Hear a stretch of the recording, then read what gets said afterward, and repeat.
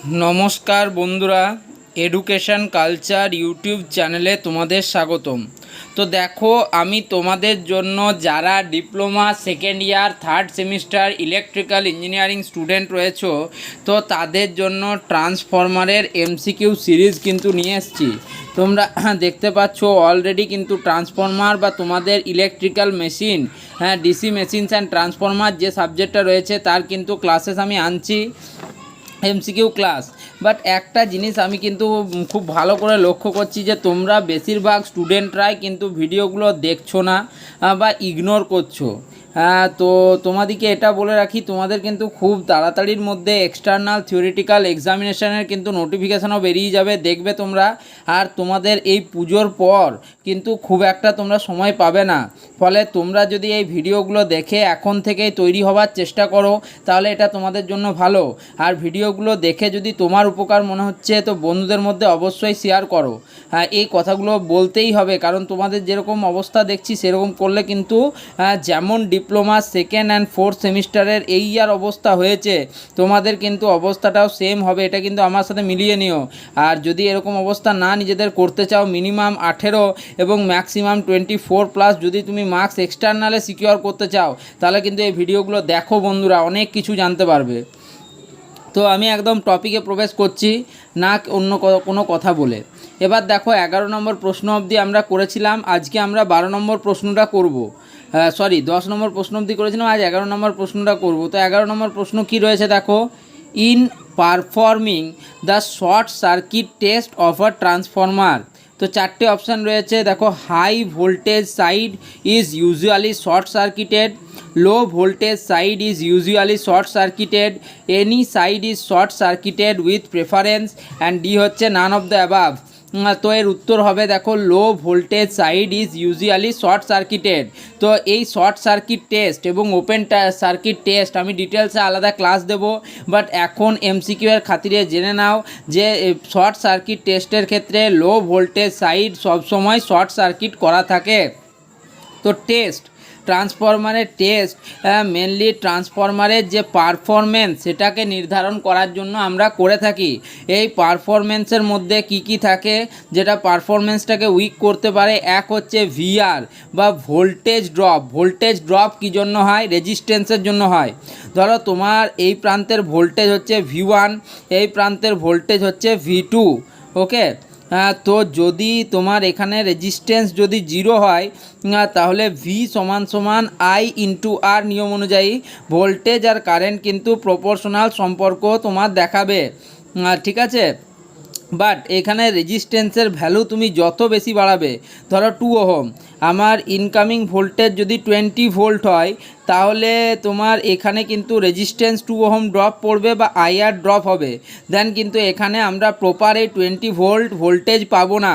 তখন কিন্তু ভোল্টেজ আর কারেন্ট যে প্রপোর্শনাল রিলেশান, সেই রিলেশনশিপের মধ্যে কিন্তু বাধা আসবে।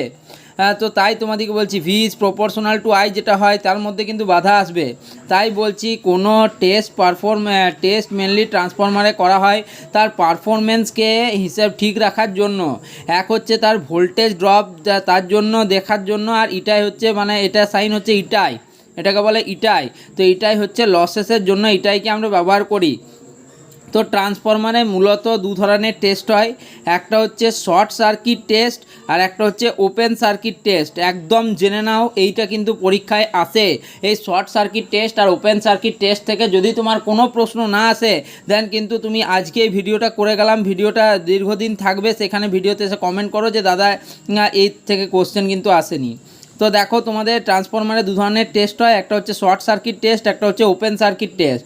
তো শর্ট সার্কিট টেস্টে কি হয়, তার সেকেন্ডারি সাইডকে শর্ট সার্কিট করা হয়। সেকেন্ডারি সাইডকে শর্ট সার্কিট করা হচ্ছে মানে যেটা লো ভোল্টেজ সাইড হয় সেটাকে কিন্তু শর্ট সার্কিটেড করা হয়। আর ওপেন সার্কিট টেস্টের ক্ষেত্রে সেকেন্ডারি তোমার ওপেন থাকে। আর ইকুইপমেন্ট আর placed on high voltage side, ইকুইপমেন্টকে আমরা হাই ভোল্টেজ সাইডে প্লেসড করি। তো এটা তোমরা একটু জেনে নাও ভালো করে। নেক্সট তোমাদের দেখো 12 নম্বর প্রশ্ন, একটা অঙ্ক দেওয়া রয়েছে, এখান থেকে আমরা ক্যালকুলেট করব। দেখো কিভাবে, the equivalent resistance of the transformer having kappa equals to 5 and R1 হচ্ছে 0.1 ohm when referred to a secondary become, secondary ক্ষেত্রে কি হয় 0.5, 0.02 ওহম, 0.004 ওহম না 2.5 ওহম। তো আমরা জানি দেখো ট্রান্সফরমারের ক্ষেত্রে ট্রান্স রেশিও হচ্ছে N1/N2, তো এটা হয় ট্রান্সফরমারের ক্ষেত্রে ট্রান্স রেশিও, আর ট্রান্সফরমেশন রেশিও হয় N2/N1, টার্ন রেশিও হয় N1/N2 আর ট্রান্সফরমেশন রেশিও হয় N2/N1 ইকুয়ালস টু 5। তো যদি আমরা ট্রান্সফরমারের ইকুইভ্যালেন্ট সার্কিটটা আঁকি, তো এটা কিন্তু যদি ছোটোভাবে আঁকি তাহলে এটা এরকম সার্কিট হয় যখন রেফারেড টু আ সেকেন্ডারি করি। তাহলে এখানে R1 রেজিস্ট্যান্স রয়েছে আর এর ট্রান্স রেশিও হচ্ছে N1:N2 মানে 1:10। এবার আমাদের যদি রেফারেড করা হয় সেকেন্ডারিতে তাহলে ফর্মুলা হয় K² × R1। তো K² তোমার কত আছে 25, K 5, তাহলে K² 25 ইন্টু R1 এর ভ্যালু কত 0.1 ওহম, তাহলে 0.1 বা 0.1 থেকে হচ্ছে 2.5, এটার আনসার হচ্ছে 2.5। তো দেখে নাও এই প্রশ্নটা কিন্তু পরীক্ষায় আসে। নেক্সট 13 নম্বর প্রশ্নতে আমরা চলে যাব। A transformer has negative voltage regulation, negative voltage regulation when its load factor is, যখন তার লোড ফ্যাক্টর কি হয় 0 হয়, ইউনিটি হয়, লিডিং হয় না ল্যাগিং হয়। তো তোমাদেরকে একদম ডিটেলসে আমি বোঝাবো, এমন নয় যে বলে দিয়ে চলে গেলাম। তো দেখে নাও, a transformer has negative voltage regulation when its load factor is leading, যখন লোড ফ্যাক্টর লিডিং হয়। তাহলে এই লিডিং বা ল্যাগিং তুমি কি করে বুঝবে? যদি দেখো কোনো একটা সার্কিটের ক্ষেত্রে যদি তোমার দেখা যায় যে ক্যাপাসিটার রয়েছে এবং ইন্ডাক্টর রয়েছে, তো এরা sudden change of current and ভোল্টেজকে অপোজ করে, ঠিক আছে। তার ফলে যদি তোমার পিওরলি রেজিস্টিভ সার্কিট হয় তার ক্ষেত্রে ভোল্টেজ এবং কারেন্ট অলওয়েজ কিন্তু তোমার সেম দিকে থাকে, মানে সেম থাকে, মানে তার যে এরিয়া অফ অ্যাকশন সেটা সেম দিকে হয়। বাট তোমার ক্যাপাসিটার লাগানো থাকলে এটার লিডিং পাওয়ার ফ্যাক্টর হয়, আর ইন্ডাক্টর লাগানো থাকলে তার ল্যাগিং পাওয়ার ফ্যাক্টর হয়। তো দেখো ট্রান্সফরমারের নেগেটিভ ভোল্টেজ রেগুলেশন হবে লিডিং পাওয়ার ফ্যাক্টরের ক্ষেত্রে, লিডিং পাওয়ার ফ্যাক্টর 0 হবে যখন ইউনিটি পাওয়ার ফ্যাক্টর থাকবে, আর ল্যাগিং হবে যখন পজিটিভ পাওয়ার ভোল্টেজ রেগুলেশন থাকবে। তাহলে নেগেটিভ থাকলে লিডিং পাওয়ার ফ্যাক্টর, 0 থাকলে ইউনিটি পাওয়ার ফ্যাক্টর, আর ল্যাগিং হলে হচ্ছে পজিটিভ পাওয়ার ফ্যাক্টর। তো এর গ্রাফটা দেখো, ভোল্টেজ রেগুলেশন কিভাবে আমরা চেক করি। তো ভোল্টেজ রেগুলেশন তোমার ধরো এখানে প্রাইমারি ভোল্টেজ হচ্ছে, যেখান দিয়ে ভোল্টেজ আসছে সেটা হচ্ছে V1, এবং যেখানে ভোল্টেজ যাচ্ছে সেটা হচ্ছে V2। তো VR বা voltage regulation equals to primary voltage V1 minus secondary voltage V2/V2। তো এর কার্ভটা দেখো, এটা পাওয়ার ফ্যাক্টর ভার্সেস ভোল্টেজ রেগুলেশনের কার্ভ। তো পাওয়ার ফ্যাক্টর ভার্সেস ভোল্টেজ রেগুলেশনের যদি কার্ভটা দেখো, তাহলে দেখো যখন লিডিং পাওয়ার ফ্যাক্টর হচ্ছে তখন কিন্তু নেগেটিভ তোমার ভোল্টেজ রেগুলেশন থাকছে, বাট ল্যাগিং পাওয়ার ফ্যাক্টরের ক্ষেত্রে পজিটিভ হচ্ছে। এবং এই পয়েন্টে যখন 0 হচ্ছে তখন কিন্তু এটা হচ্ছে UPF বা ইউনিটি পাওয়ার ফ্যাক্টর। তো ছবিটা দেখে নাও, গ্রাফটা দেখেও তোমরা অনেক কিছু জানতে পারবে।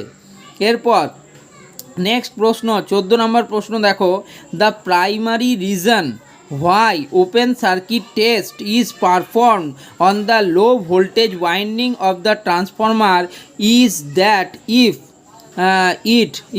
it way হচ্ছে draws sufficiently large on load current for convenient reading, B হচ্ছে দেখো requires least voltage to perform the test, C হচ্ছে needs minimum power input, and D হচ্ছে involves less core losses। তো দেখো ওপেন সার্কিট টেস্ট মূলত rated ভোল্টেজে করা হয় যখন লো ভোল্টেজ ইকুইপমেন্টের ক্ষেত্রে। তাহলে ওপেন সার্কিট টেস্ট হচ্ছে রেটেড ভোল্টেজে, লো ভোল্টেজ ইকুইপমেন্টের ক্ষেত্রে তখন হচ্ছে HV যে সাইডটা, হাই ভোল্টেজ সাইডটা কিন্তু ওপেন থাকে। তাহলে এটা বুঝে নাও যে প্রাইমারি রিজন যেন ওপেন সার্কিট টেস্ট করা হয় লো ভোল্টেজ ওয়াইন্ডিংয়ে ট্রান্সফরমারের, কারণ it draws sufficiently large on load current for convenient reading. Okay. Next প্রশ্নতে আমরা চলে যাব 15 নম্বর প্রশ্ন। এইটা হচ্ছে মুখস্থর প্রশ্ন যে নো লোড টেস্ট, তাহলে কি হলো, short circuit test, open circuit test. তো এই ওপেন সার্কিট টেস্টকেই বলা হয় নো লোড টেস্ট। ওকে, তো দেখে নাও, no load test on a transformer is carried out to determine, কী করার জন্য, copper loss, magnetizing current and core loss, efficiency of a transformer. তো অনেকে কিন্তু ভুল করে এটাই ম্যাগনেটাইজিং কারেন্টে দিয়ে দেয়, বাট এটার আনসার হচ্ছে C, magnetising current and core loss. কীভাবে, দেখো, ওপেন সার্কিট টেস্টেরই আরেকটা নাম হচ্ছে নো লোড টেস্ট। তো এটা মূলত কোর লসকে স্যাটিসফাই করে, আর শর্ট সার্কিট টেস্টটা কপার লসকে করে। এটা কিন্তু তোমরা সব সময় মাথায় রাখবে, এটা পরীক্ষায় প্রচুরবার এসছে। আর এই ওপেন সার্কিট এবং শর্ট সার্কিট টেস্ট থেকে বললাম তো, তোমাদের প্রশ্ন না আসলে আমাকে বলবে। নেক্সট কোশ্চেন নাম্বার 16 দেখো, the main purpose of performing open circuit test on a transformer is to measure, কী করার জন্য, its core loss. Open circuit বা নো লোড টেস্ট হচ্ছে কোর লসের জন্য তোমাদের বললাম। During short circuit test the iron loss of a transformer is negligible, iron loss negligible হয় বিকজ আয়রন লসটাই হচ্ছে তোমার কোর লস। মেনলি তোমরা একটু জেনে নাও, ওই জন্য আমি হাইফেন দিয়ে লিখে দিয়েছি। তো দেখো, আয়রন লসটাই হচ্ছে কোর লস। তাহলে শর্ট সার্কিট টেস্টের সময় কোর লস কম হয় কেন, বিকজ এ অপশান এ হচ্ছে the entire input is just sufficient to meet copper losses only. Option B, flux produced is a small fraction of the normal flux. C হচ্ছে iron core becomes fully saturated. And option D হচ্ছে supply frequency is held constant. তো এর answer হচ্ছে দেখো B, flux produced is a small fraction of the normal flux. 18 নম্বর প্রশ্ন দেখব, in operation of a 400 HZ মানে hertz 400 hertz transformer at 50 hertz, যদি 400 হার্জের ট্রান্সফরমারকে যদি আমরা 50 হার্জে চালাই তাহলে কি হবে, only voltage is reduced in the same proportion as the frequency, only kVA rating is reduced in the same proportion as the frequency. Option C, both voltage and kVA rating are reduced in the same proportion as the frequency. R D হচ্ছে none of the above। তো এর answer হচ্ছে দেখো B, only kVA rating is required in the same proportion as the frequency। কিভাবে হয় দেখো, তোমার formula হচ্ছে বা ইএমএফ যেটা বলো তোমরা, =√2πf ফাই এম মানে ম্যাক্সিমাম ফ্লাক্স ইন্টু এন হচ্ছে তোমার নাম্বার অফ টার্নস।